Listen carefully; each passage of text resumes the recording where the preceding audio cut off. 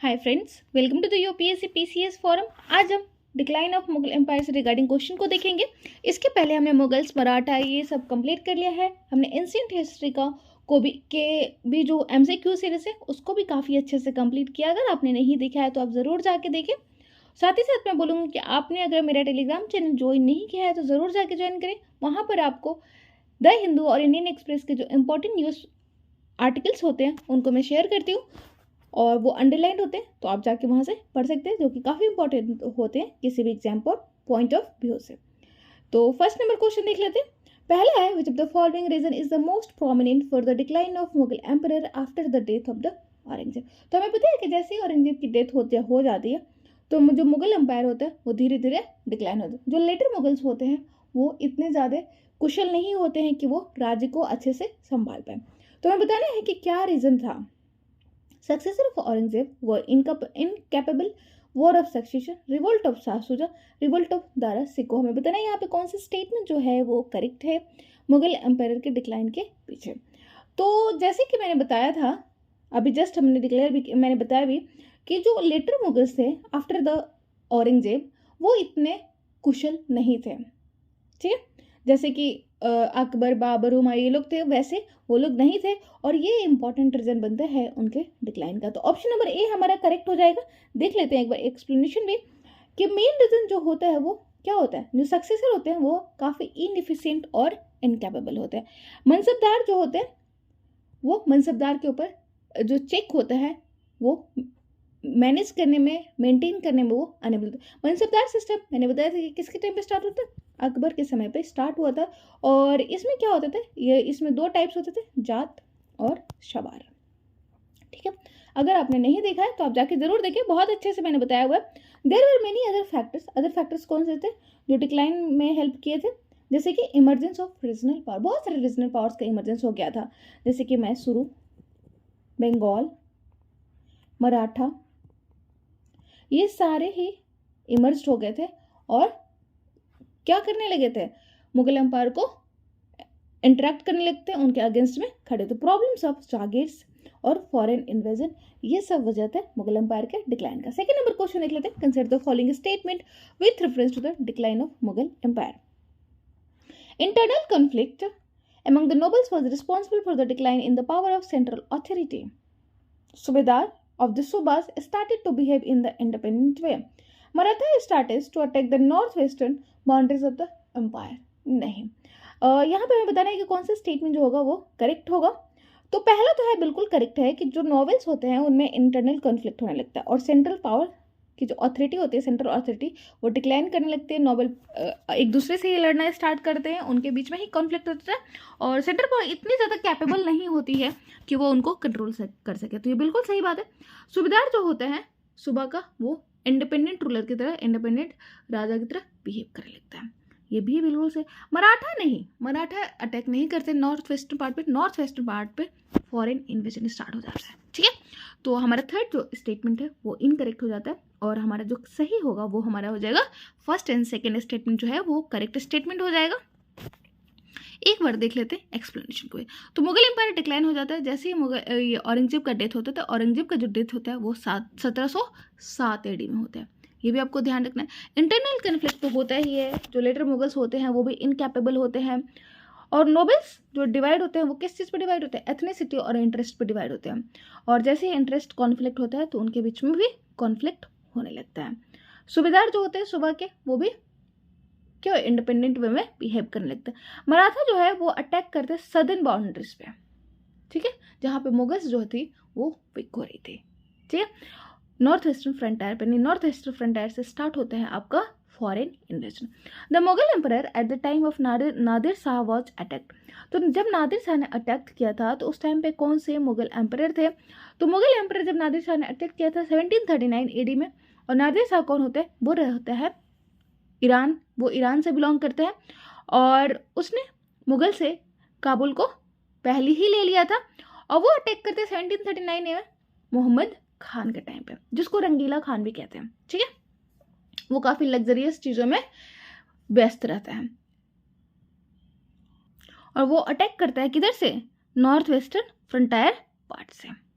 ठीक है, सिटी जो दिल्ली होते हैं वहाँ पे वो अटैक करता है। नादिर शाह जो है वो दिल्ली को तो लूटता ही है और इसको डेजर्टेड छोड़ देता है, मतलब खाली खाली छोड़ देता है, इसको काफ़ी अच्छे से वो लूटता है। द फेमस पिकॉक जो थ्रोन है शाहजहाँ का और कोहिनूर डायमंड जो है वो किसके द्वारा ले जाया जाता है? नादिर शाह जो ईरान से बिलोंग करता है वो लेके चला जाता है। कहाँ पे? ईरान में। 4th नंबर क्वेश्चन देख लेते हैं। Which of the following social factor contributed to the decline of the Mughal rule in India? तो कौन सा सोशल फैक्टर था जो डिक्लाइन ऑफ मुगल रूल के डिक्लाइन में काफ़ी हेल्प किया है? हमें बताना है। Agriculture community and zamindar arose in rebellion against Mughal ruler. Untouchable peoples were made landless. Untouchable people started living a settled life. तो सोशल फैक्टर कौन सा है जो कंट्रीब्यूट किया था? तो पहले बिल्कुल सही बात है कि एग्रीकल्चर कम्युनिटी और ज़मींदार जो है वो रिवेल करने लगे थे मुगल रूलर के अगेंस्ट, ये बिल्कुल सही बात है। अनटचेबल पीपल्स जो थे वो लैंडलेस हो गए थे, ये भी बिल्कुल सही बात है। 1 और 2 हमारा करेक्ट हो जाए। अनटचेबल पीपल स्टार्टेड और सेटल लिविंग लाइफ, नहीं, उनका लाइफ उतना अच्छा नहीं हुआ था। तो 3rd स्टेटमेंट हमारा इनकरेक्ट होता है। 1st और 2nd जो है हमारा करेक्ट आंसर है। देख लेते हैं एक बार, एक्सप्लेनेशन भी ऑप्शन नंबर बी हो जाएगा हमारा करेक्ट। तो एग्रीकल्चर कम्युनिटी और जमींदार जो है वो काफ़ी सिग्निफिकेंट रोल प्ले करते हैं मुगल के डिक्लाइन में, और वो क्या करते हैं? वो रिवेल करने लगते हैं against later Mughal ruler. Untouchables जो थे वो लैंडलेस हो जाते हैं, और इससे जो ज़मींदार होते हैं और जो पीपल्स होते हैं अनटचेबल, उनके बीच में इनइक्वालिटी काफ़ी इंक्रीज कर जाती है। और ये क्या करता है? अगर इनइक्वालिटी इंक्रीज करेगी तो ओब्वियसली ना डिससेटिस्फैक्शन इंक्रीज करेगा, लोग एक दूसरे के ऊपर ट्रस्ट करना बंद करेंगे और सोसाइटी में क्या होगा? कॉन्फ्लिक्ट क्रिएट होगा। उसके बाद है life of untouchables didn't improve during the reign of later Mughals. 5th number question देख लेते हैं। Mansabdari system was backbone of Mughal administration but it later also became one of the important reason for its decline. Under the rule of which of the following ruler number of mansabdar was the highest. तो किसके time पे जो मनसबदार का जो number था वो सबसे ज़्यादा था? तो वो था औरंगजेब के पीरियड में। स्टार्ट हुआ था किसके टाइम पे? अकबर के टाइम पे, और औरंगजेब के टाइम तक जो मनसबदार का जो नंबर्स होता है वो सबसे ज़्यादा हो जाता है। ऑप्शन नंबर सी हो जाएगा हमारा करेक्ट। मनसबदारी सिस्टम जो होता है वो बैकबोन होता है मुगल एडमिनिस्ट्रेशन का, लेकिन यही इंपॉर्टेंट रीजन बनता है किसका? उसके डिक्लाइन का, क्योंकि सेंट्रल अथॉरिटी जो होती है वो वीक होने लगती है, और इस वजह से जो नॉवेल्स होते हैं, मनसबदार होते हैं, उनमें क्या होने लगता है? उनमें कॉन्फ्लिक्ट होने लगता है, इंटरनल कॉन्फ्लिक्ट होने लगता है। जो नंबर्स होता है वो औरंगजेब के टाइम पे कितना होता है? 2069 होने लगता है जहांगीर के टाइम पे, और 11,456 होता है कितना? कब? औरंगजेब के टाइम पे। तो 2069 से 11,000 मतलब अराउंड 10 टाइम्स ज़्यादा हो जाता है जहांगीर से औरंगजेब तक। नंबर जो है नॉवेल्स का भले ही इंक्रीज करते हैं, लेकिन रेवेन्यू सोर्स आपको पता है वो इंक्रीज नहीं करते हैं, ठीक है, और इस वजह से क्या होता है? टेंशंस क्रिएट हो जाता है। 6 नंबर क्वेश्चन देख लेते हैं। Consider the following statement in the context of relationship between Mughals and landlords. तो मुगल्स और लैंडलॉर्ड्स के रिगार्डिंग जो रिलेशनशिप है उसके बारे में हमें देखना है। तो policy of Mughals towards landlords was contradictory. They were considered as threat for the stability of the empire. Mughals tried to associate them with the provincial administration. हमें बताना है यहाँ पे कौन सा स्टेटमेंट जो है वो करेक्ट है। करेक्ट स्टेटमेंट हमें बताना है, देख लेते हैं एक बार एक्सप्लेनेशन, ये देखते हैं कौन कौन सा सही है हमारा। तो जो पॉलिसी होता है मुगल्स का लैंडलॉर्ड्स के तौर वो काफ़ी कॉन्ट्राडिक्टरी होता है, ये बिल्कुल सही बात है। They were considered as threat for the stability of the empire. Obviously अगर कंट्राडिक्टरी पोजीशन होगा, कन्फ्लिक्ट का सिचुएशन क्रिएट होगा, तो क्या होगा? वो उनकी स्टेबिलिटी को थ्रेट तो रखेगा ही, ये भी बिल्कुल सही बात है। Mughal tried to associate them with the provincial administration, ये भी बिल्कुल सही बात है। हमारे यहाँ पे तीनों ही ऑप्शन करेक्ट हो जाता है, आंसर हो जाएगा हमारा डी। लैंडलॉर्ड्स और जमींदार जो है वो बिलोंग करते हैं किसे? Dominant section of Indian society से, और पॉलिसी जो होता है मुगल्स का वो बहुत ही कॉन्ट्राडिक्टरी होता है, जिसकी वजह से वो एक इनस्टेबिलिटी वाली कंडीशन आ जाती है मुगल शासन में। 7th नंबर क्वेश्चन देख लेते हैं। Consider the following facts about the policies of Aurangzeb with reference to the decline of Mughal empire. तो पॉलिसी जो औरंगजेब का था उसके रिगार्डिंग कौन सा स्टेटमेंट जो है वो करेक्ट है regarding the decline of Mughal empire? He reserve Bijapur and Golconda as a khalisa land. He wanted to use khalisa revenue in battles. हमें बताना है यहाँ पे कौन सा स्टेटमेंट जो है वो करेक्ट है regarding the Aurangzeb policy with reference to the decline of Mughal empire. बिल्कुल पहला जो हमारा ऑप्शन है वो बिल्कुल खाली सा जो लैंड होता था वहाँ से जो भी रेवेन्यू जो जनरेट होता था वो किसको जाते थे, रॉयल को जाते थे, मतलब रॉयल ट्रेजरी में जाता था। He wanted to use khalisa revenue in battles, ये भी बिल्कुल सही बात है, दोनों ही ऑप्शन हमारे करेक्ट हो जाते हैं। औरंगजेब के टाइम पे एक्चुअली क्या होता है ना कि सबसे ज़्यादा टेरिटोरियल जो एक्सपेंशन होता है वो सबसे ज़्यादा टॉप पे पहुंचता है, मतलब जेनिथ अपने पिक पे होता है टेरिटोरियल एक्सपेंशन, और जो डेक्कन का जो रीजन होता है वो उसके टाइम पे डायरेक्ट कंट्रोल में आ जाता है, और बीजापुर गोलकुंडा को वो रिजर्व कर लेते हैं। खालिसा लैंड आपको पता है, खालिसा खम्स क्या होता है, खम्स जो रेवेन्यू जहाँ से वॉर बूटी जो होता है उसमें से जो रेवेन्यू जाता है इसको रूलर को, तो उसको बोलते हैं खम्स। इनाम तो आपको पता है जो रिलीजियस लर्नेड पर्सन होते हैं उनको जो दिया जाता है उनका जो रेवेन्यू होता है उनको बोला जाता है इनाम। तो he did because he wanted to use khalisa land revenue in the battles. 8 number question देख लेते हैं। Which of the following historian had considered that the problem of jagir is one of the most prominent reason for the decline of the Mughal. तो कौन से historian ने ये consider किया था कि जो जागीर का प्रॉब्लम था वो एक इंपॉर्टेंट प्रोमिनेंट रीजन था किस चीज़ का, डिक्लाइन ऑफ मुगल एम्पायर। हमें बताना है यहाँ पे कौन सा स्टेटमेंट जो है वो करेक्ट है। तो वो बोले थे काफ़ी खान ने कंसीडर किया था कि जो जागीर का प्रॉब्लम है वो इम्पॉर्टेंट रीज़न हो जाता है किसका, डिक्लाइन ऑफ मुगल एम्पायर। और जो काफ़ी खान होते हैं उनका रियल नाम होता है मोहम्मद हाशिम काफ़ी खान का ही नाम रहता है, और उनको काफ़ी खान का जो टाइटल दिया जाता है वो मोहम्मद शाह के द्वारा दिया जाता है। मोहम्मद शाह वही हैं जिनके टाइम पे 1739 में नादिर शाह ने आक्रमण किया था। मोहम्मद शाह को ही रंगीला कहते हैं क्योंकि उनकी जो लाइफ होती थी वो काफ़ी लग्जरियस होती थी, वो टेरिटरीज को संभालने से ज़्यादा वो अपनी लग्जरियस कंडीशन को प्रमोट करते थे। 9th नंबर क्वेश्चन देख लेते हैं। Consider the following fact regarding the jagir during the declining phase of Mughal empire. तो जागीर के रिगार्डिंग हमें फैक्ट्स देखना है। During the declining phase of Mughal empire during the period of Aurangzeb problem of jagir escalated. His victory over the Deccan kingdom solve the problem. हमें बताना है यहाँ पे कौन सा स्टेटमेंट जो है वो करेक्ट है। तो पहला स्टेटमेंट बिल्कुल करेक्ट है कि औरंगजेब के टाइम पे क्या होता है, प्रॉब्लम ऑफ जागीर जो होता है वो काफ़ी एस्केलेट हो जाता है, ये बिल्कुल सही बात है, ठीक है। और दूसरा जो है his victory over the Deccan solve the problem, और जैसे ही वो डेक्कन किंगडम के ऊपर विक्ट्री करता है तो ये उसके प्रॉब्लम को सॉल्व कर देता है, ये भी सही है, लेकिन ये जो होता है वो परमानेंट सोल्यूशन नहीं देता है, ठीक है, ये भी आपको ध्यान रखना है। 10th नंबर क्वेश्चन देख लेते हैं। Which of the following institution was the most important during the period of Mughal. तो मुगल्स के टाइम पे कौन सा जो इंस्टीट्यूशन था वो सबसे ज़्यादा इंपॉर्टेंट था, ये हमें बताना है। उमरा, खालिसा, मुकद्दम और मीर बख्शी। तो उमरा जो था वो इम्पॉर्टेंट इंस्टीट्यूशन था किसके टाइम पे, मुगल के पीरियड में, और ये किसका बना होता था, जो इम्पॉर्टेंट नॉवेल्स हुआ करते थे उनसे मिलके बना होता था उमरा। देयर इन्फ्लुएंस जो था एडमिनिस्ट्रेशन पे वो औरंगजेब के बाद एक्चुअली में नॉवेल्स का जो रोल होता है वो काफ़ी इंक्रीज हो जाता है, क्योंकि जो सेंट्रल अथॉरिटी होती है वो काफ़ी वीक हो जाती है, और वो एक्टिवली पार्टिसिपेट लेते थे किस में, कोर्ट पॉलिटिक्स में, और डी फैक्टो रूलर की तरह वो वर्क करने लगते थे। डिजोर और डी फैक्टो में तो आपको पता होगा, डी फैक्टो मतलब एक टाइप का रियल होता है, और डिजोर हमारे इंडिया में जैसे डी फैक्टो कौन होते हैं, प्रधानमंत्री होते हैं हमारे हेड, जबकि डिजोर कौन होते हैं, वो होते हैं आपके राष्ट्रपति जी। In the context of roles of noble in the decline of Mughal empire which of the following statement is incorrect. तो नॉवेल्स रोल्स जो नॉवल का डिक्लाइन होता है मुगल एम्पायर में, उसके रिगार्डिंग कौन सा स्टेटमेंट जो है वो इनकरेक्ट है। Nobles contributed in the decline of Mughal empire, ये तो हमको पता ही है। They were divided on the basis of ethnicity, और यही तो रीजन बनता है ना उनके कन्फ्लिक्ट का। जब सेंट्रल अथॉरिटी वीक हो जाती है तो सब अपनी अपनी एथनिसिटी को प्रमोट करने लगते हैं, और ये रीजन बन जाता है कॉन्फ्लिक्ट का। और कॉन्फ्लिक्ट जैसे ही अगर नॉवेल्स घर में ही कॉन्फ्लिक्ट होगा तो ऑब्वियसली जो पावर है वो वीक होने से।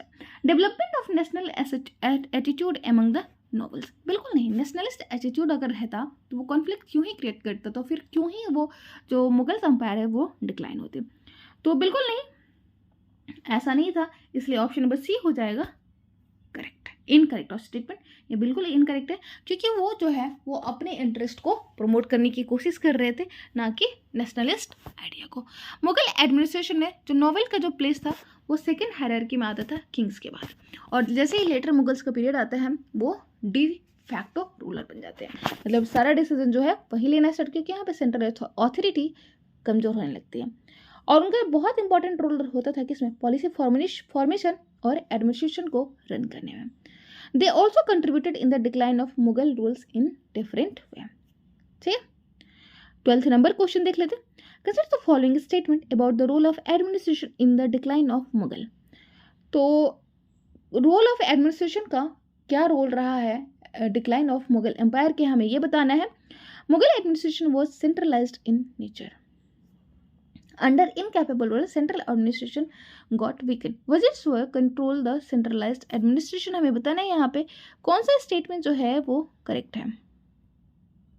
तो पहला बिल्कुल स्टेटमेंट हमारा करेक्ट है। हमने डिस्कस भी कर लिया कि मुगल एडमिनिस्ट्रेशन था वो सेंट्रलाइज था, और सेंट्रलाइज की वजह से ही जो नॉवेल्स हुआ करते थे वो अच्छे से एडमिनिस्ट्रेशन में वर्क करते थे। लेकिन जैसे ही सेंट्रल अथॉरिटी जो लेटर मुगल औरंगजेब के डेथ के बाद क्या होता है कि जैसे ही सेंट्रल अथॉरिटी वीकेंड पड़ती है तो ये जो नॉवेल्स हैं वो अपने पावर्स को कंसोलिडेट करने की कोशिश करने लगते हैं। तो पहले बिल्कुल सही बात है। Under incapable ruler central administration got weakened, ये भी बिल्कुल सही बात है। Wazirs are able to control the centralised administration, नहीं, ये गलत है। ऑल्दो उन्होंने ट्राई तो किया था, कोशिश की थी, बट वो सक्सेसफुल नहीं रहे थे। हमारा ऑप्शन हो जाएगा 1 और 2 करेक्ट। थर्ड स्टेटमेंट हमारा रॉन्ग हो जाएगा, ऑप्शन नंबर बी हो जाएगा हमारा right answer. 13th number question देख लेते हैं। Aurangzeb was unsuccessful in solving the problems of Marathas. He gave Mansab to many Maratha Sardar. He was successful in creating an alliance with Deccan kingdoms against the Maratha। हमें बताना है यहाँ पे कौन सा स्टेटमेंट जो है वो करेक्ट है regarding the statement given statement. तो Aurangzeb was unsuccessful in solving the problems of Maratha, बिल्कुल सही बात है। ठीक है, दूसरा है he gives mansab to many Maratha sardar. ये हमने पिछले वाले क्लास में भी देखा था कि उसने मराठा सरदार को, मराठा जो ये होते थे जो मराठा जो शिवाजी का पुत्र हुआ करते थे उनको क्या कहते हैं, मनसब देता था। 5,000 7,000 का मनसब दिया गया था। तो ये भी बिल्कुल सही। He was successful in creating an alliance with Deccan kingdoms against the Marathas, ये बिल्कुल गलत बात है। थर्ड ऑप्शन जो हमारा स्टेटमेंट जो है वो रॉन्ग हो जाता है। 1 और 2 जो होता है हमारा करेक्ट स्टेटमेंट हो जाता है, इसलिए हमारा ऑप्शन बी हो जाएगा करेक्ट। औरंगजेब जो है वो काफ़ी सक्सेसफुल रहता है डिफीट करने में और कैप्चर करने में, किसको, डेक्कन को। डेक्कन आपको पता है कि औरंगजेब के टाइम में जो मुगल एम्पायर का जो एक्सपेंशनिस्ट पॉलिसी होती है वो काफ़ी जेनिथ पे होती है, मतलब काफ़ी पिक पर होती है। और लेकिन वो मराठा को ट्यून करने में सक्सेसफुल नहीं रहा था, और बहुत सारी ट्रीटीज वो साइन करता है मराठास के साथ, उनको मनसब भी देता है, लेकिन उसने ऐसा कुछ नहीं किया था कि मतलब डेक्कनी के साथ यूनाइट होकर मराठा उसके अगेंस्ट या मराठा को हराने की कोशिश की थी, ऐसा कुछ नहीं था। 14th नंबर क्वेश्चन देख लेते हैं। On the advice of whom of the following Aurangzeb agreed to do formal agreement with the Bijapur and Golconda. तो किसकी एडवाइस पर औरंगजेब एग्री करने लगे, मान गया फॉर्मल एग्रीमेंट के लिए बीजापुर और गोलकुंडा के साथ, ये हमें बताना है। शाह आलम, दारासिको, आलमगीरपुर, मुअज्जम, हमें बताना है कौन सा स्टेटमेंट जो है वो करेक्ट है। तो शाह आलम है वो, शाह आलम के जो एडवाइस था उनके ही एडवाइस पर औरंगजेब जो है वो मान जाता है formal agreement with Bijapur and Golconda. Option number A हो जाएगा हमारा करेक्ट। औरंगजेब जो होता है वो मान जाता है और वो सक्सीड करता है। ही succeeded to the thrown in 1707। कौन, शाह आलम। शाह आलम बैठता है गद्दी पर 1707 में, जब औरंगजेब की डेथ हो जाती है, मृत्यु हो जाती है, और वही औरंगजेब को एडवाइस देता है किसके लिए, फॉर्मल एग्रीमेंट के लिए बीजापुर और गोलकुंडा के लिए, और वो रोल करता है कब, 5 साल तक रोल करता है। 15th नंबर क्वेश्चन देख लेते हैं। Which of the following statement is incorrect with the context of role of Rajput rulers in the decline of Mughal empire. तो मुगल एम्पायर के डिक्लाइन में राजपूत रूलर्स का क्या रोल रहा है ये हमें बताना है। The difference grew between Marwar rulers and Mughal kings. Aurangzeb had destroyed Mewar in the Deccan war. Rathore Rajput of Marwar supported Aurangzeb. हमें बताना है इनमें से कौन सा स्टेटमेंट जो है वो इनकरेक्ट है। तो पहला स्टेटमेंट बिल्कुल करेक्ट है कि डिफरेंस जो हुआ था, ग्रीव हो गया था किसका, मारवाड़ रूलर और मुगल किंग्स के बीच में, ये बिल्कुल सही बात है। औरंगजेब हैड डिस्ट्रॉयड मेवाड़, ये भी बिल्कुल सही बात है। और डेक्कन वॉर में राठौर राजपूत ऑफ मारवाड़ सपोर्टेड औरंगजेब, ये बिल्कुल गलत है। अकबर के पीरियड से जो रोल ऑफ राजपूत होता है वो इंक्रीज होने लगता है। एक्चुअली हुमायूं के पीरियड में ही थोड़ा थोड़ा स्टार्ट हो गया, तो अकबर के टाइम पे ये बहुत ज़्यादा इंपॉर्टेंट रोल प्ले करते हैं, क्योंकि अकबर जो है वो अपनी एम्पायर को कंसोलिडेट करने के लिए क्या करते हैं, जो राजपूत रूलर्स होते हैं उनके साथ अपने संबंध बनाना स्टार्ट कर, मैट्रिमोनियल रिलेशन भी बनाया था। ये हमने देखा था, राजा भारमल की जो बेटी होती हैं हरका बाई, उनसे उनका विवाह होता है, ठीक है। और it was possible due to good relation between Rajput and noble Mughal kings. Difference जो है वो ग्रीव हो जाता है मारवाड़ रूलर और Mughal kings as Aurangzeb had destroyed Mewar. Aurangzeb जैसे ही मेवाड़ को डिस्ट्रॉय करते हैं तो एक जो डिफरेंस होता है, एक कॉन्फ्लिक्ट होता है, एक इश्यूज होता है, वो इंक्रीज हो जाता है, बढ़ जाता है। वो किसके बीच में, जो रूलर होते हैं मारवाड़ के और मुगल्स के। 16th नंबर क्वेश्चन देख लेते हैं। Consider the following statement with reference to the role of Aurangzeb in the decline of Mughal empire. Mughal empire के डिक्लाइन में क्या रोल रहता है औरंगजेब का, उसके रिगार्डिंग हमें बताना है correct statement. Aurangzeb was bonded by the complex situation, the situation were created by him only. हमें बताना है कौन सा स्टेटमेंट जो है वो करेक्ट है। तो दोनों ही स्टेटमेंट यहाँ पे करेक्ट है, क्योंकि काफ़ी कॉम्प्लेक्स सिचुएशन क्रिएट हो जाता है औरंगजेब का डेक्कन पॉलिसी, बहुत सारे जो नॉवेल्स आ जाते हैं, फिर ऐसा कोई रेवेन्यू वाला सिस्टम नहीं रहता है, और ये सारी सिचुएशन जो है वो उसके द्वारा ही क्रिएट करते। उसने बहुत सारी रिलीजियस सोशल पॉलिसी स्टार्ट करते हैं, और ये सारी चीज़ें क्या करती हैं, हेल्प करती हैं मुगल्स के डिक्लाइन में। ऑप्शन नंबर सी हो जाता है हमारा करेक्ट। तो रेन ऑफ जो औरंगजेब रहता है वो काफ़ी कॉन्ट्राडिक्टरी है। उसके टाइम पे जो मुगल रहता है वो अपने रिच जेनिथ पे तो पहुंचते हैं, लेकिन डिक्लाइन का जो पीरियड होता है वहीं पे स्टार्ट हो जाता है, क्योंकि काफ़ी कॉम्प्लेक्स डिसीजन भी लिए जाते थे सोशल रिलीजियस लाइफ पे, और उसके द्वारा ये जो मुस्लिम रिलीजन को काफ़ी प्रमोट किया जाता है, ये सारी चीज़ें। फिर वो डेक्कन में जो भी उसका होता है, नोबल्स का कॉन्फ्लिक्ट्स होता है, नॉर्थ ईस्टर्न फ्रंटियर पे ज़्यादा फोकस नहीं होता है, ये सारी वजह होती हैं मुगल्स के डिक्लाइन का। 17th नंबर क्वेश्चन देख लेते हैं। Which of the following religious policy related to Aurangzeb led to the disintegration of Mughal empire in long term. तो कौन सी रिलीजियस पॉलिसी थी औरंगजेब की जो डिसइंटीग्रेट करती है मुगल एम्पायर को लॉन्ग टर्म में, ये हमें बताना है। He tried to remain within the framework of Islamic law, his failure to respect the susceptibility of his non-Muslim subjects, imposition of jizya और all of the above। तो यहाँ पे चारों ही स्टेटमेंट करेक्ट है। जो औरंगजेब की जो रिलीजियस पॉलिसी होती है, बिल्कुल वो क्या करता है, इस्लामिक लॉ को ज़्यादा प्रमोट करने की कोशिश करता है। हमने देखा था कि जो इंडिया है वो एक्चुअली क्या था, यहाँ पे बहुत सारे जो पीपल्स हैं वो कौन होते थे, हिंदू पीपल हुआ करते थे, और उनके ऊपर अगर आप इस्लामिक लॉ को सबके ऊपर अगर आप प्रमोट करने की कोशिश करेंगे तो ऑब्वियसली कॉन्फ्लिक्ट वाला सिचुएशन आएगा, रिबेल वाली कंडीशन आएगी। तो ये बिल्कुल सही बात है। His failure to respect the susceptibility of non Muslim subject, और वो ये जो उनकी ससेबिलिटी, उनकी वल्नरेबिलिटी जो इंक्रीज हो रही थी, वो उसको एड्रेस करने में वो काफ़ी फेल रहा, ये भी सही है। रीइम्पोजिशन ऑफ जजिया, जजिया एक्चुअली क्या था कि नॉन मुस्लिम्स के ऊपर आप टैक्स लगा रहे हो, ये भी रीज़न बनता है मुगल्स के डिक्लाइन का। ऑप्शन नंबर डी हो जाता है हमारा करेक्ट। औरंगजेब जो था वो काफ़ी ऑर्थोडॉक्स था अपने बिहेवियर में, ठीक है, और वो क्या करता है, इस्लामिक लॉ को प्रमोट करने की कोशिश करते हैं, और उसकी जो रिलीजियस बाइगॉटनेस थी उसकी वजह से बहुत सारे जो टेम्पल्स होते हैं उनका डिस्ट्रक्शन हो जाता है और रीइम्पोज कर देता है जजिया का हिंदू पर, और इस वजह से जो हिंदूज और जो मुस्लिम्स का एक रिलेशन बॉन्ड बना हुआ था अकबर के टाइम से, वो अब खत्म होने लगता है। 18th नंबर क्वेश्चन देख लेते हैं। Consider the following statement in 1703 Aurangzeb open negotiation with the Marathas. Aurangzeb try to capture Maratha state till his last breath. हमें बताना है कौन सा स्टेटमेंट जो है वो करेक्ट है। तो दोनों ही स्टेटमेंट वो यहाँ पे करेक्ट आते हैं, क्योंकि औरंगजेब जो है वो नेगोशिएशन करने के लिए मान जाता है 1703 में। Aurangzeb try to capture Maratha till his last breath, ये भी बिल्कुल सही बात है कि औरंगजेब ट्राई करता है। वो क्या करता है कि रिलीज कर देता है साहू, जो कि सन होते हैं संभाजी के। संभाजी कौन होते हैं, शिवाजी के पुत्र होते हैं, और संभाजी के सन को वो रिलीज कर देते हैं और उनको टाइटल देते हैं राजा का और मनसब देते हैं 7000 का, ठीक है।